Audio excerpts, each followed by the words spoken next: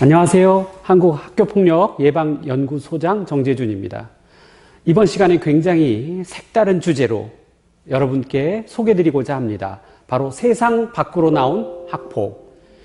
학교폭력이 과거에도 있긴 있다고 했습니다. 그러나 학교폭력은 과거에 사실 학생들끼리 싸우고 서로 그래 네가 불만이 있지만 네가 강하니까 내가 참자라든가 주먹으로 서로 해결을 한다든가 또는 담임선생님에 의해서 해결한다든가 이렇게 외부로 알려지지 않는 경우가 많았는데 이제 법도 제정되고 그리고 이제 자치위원회가 아니라 교육지원청의 심의위원회로 어떤 제3의 객관적인 기구로 학교폭력이 평가를 받고 또 언론에도 노출되는 이렇게 세상 밖으로 나온 학폭에 대해서 제가 소개해드릴까 합니다. 이것 또한 또 다른 어떤 비밀이 있는데 제가 소개해 드릴게요.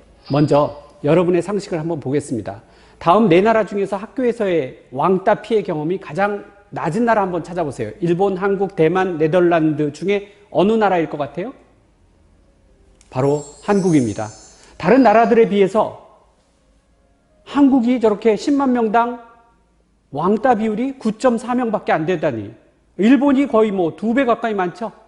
우리나라는 학교폭력 이 비율이 상당히 낮다 이거예요. 근데 여긴 그 이유가 있습니다. 바로 한국의 젊은이 사망률 원인 1위가 뭔지 아십니까?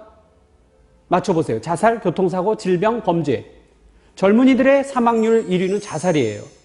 실제로 학교폭력이 많이 일어나는데도 불구하고 왕따 이런 게 많이 일어나는데도 불구하고 외부로 통계로 잡히는 비율은 매우 적다라는 거예요. 그래서 아까 앞선 문제에서 바로 한국은 그 비율이 낮게 나오지만 자살률은 높게 나오잖아요. 그럼 자살의 원인이 뭐냐?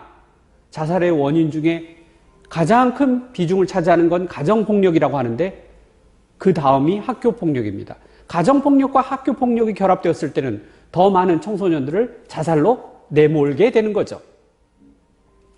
자, 제가 질량보존의 법칙이란 말을 씁니다.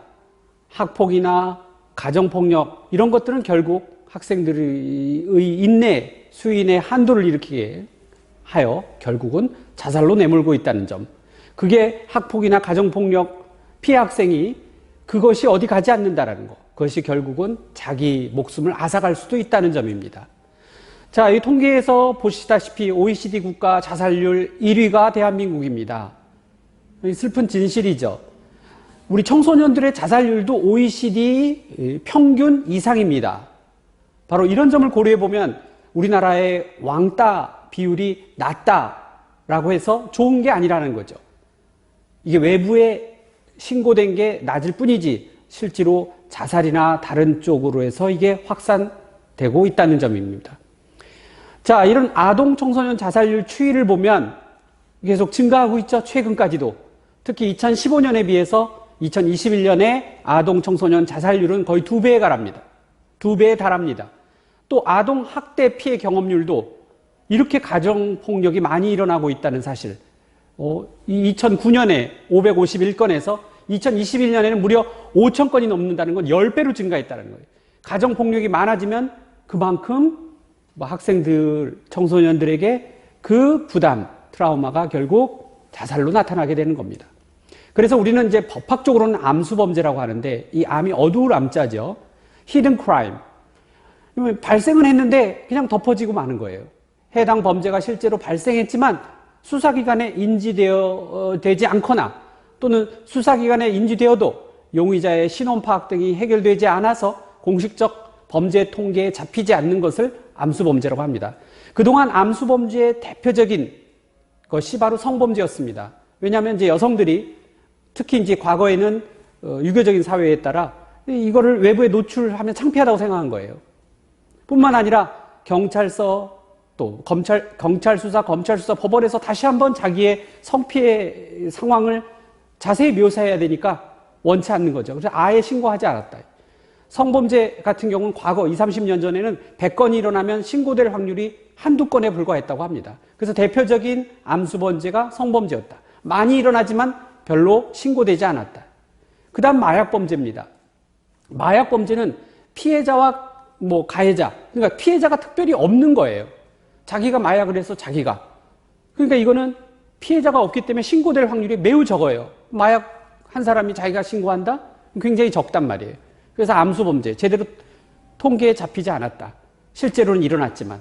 아동학대도 마찬가지입니다. 아동이 피해자인데 자기 부모를 신고해? 설사 신고해도 경찰서에서는 어머니 얘기 들어보니까 이제 앞으로는 자식을 그렇게 회초리 들지 않을 것 같아요. 교육 좀 잘 시켜주세요. 아동의 입장이 아니라 부모의 입장으로 결국 아동학대는 묻히게 됩니다. 대표적인 암수범죄거든요. 근데 사실상 학교폭력도 그동안은 암수범죄였어요. 최근에 많이 언론에 노출되고 드라마로도 나오고 해서 학교폭력이 암수범죄에서 점차 세상 밖으로 나오게 된 것입니다. 자, 그래서 아까도 말씀드렸지만 성범죄, 마약범죄, 아동학대, 그리고 이젠 학교폭력이 이 세상으로 나와서 우리 사회의 심판을 받게 되었다. 이걸 어떻게 해결해야 될 것이냐. 그래서 이제 피해 학생은 친구들을 규합해서 우리 가해자를 응징한다든가 담임 선생님에게 어떤 응징을 기대한다든가에서 떠나서 이제 학교에 적극적으로 알리고 교육지원청에 알려서 자기의 피해 사실을 어떻게 대처하는 방법을 알게 됐죠. 또 117 학교폭력 대표 신고 전화죠. 알리게 되었다.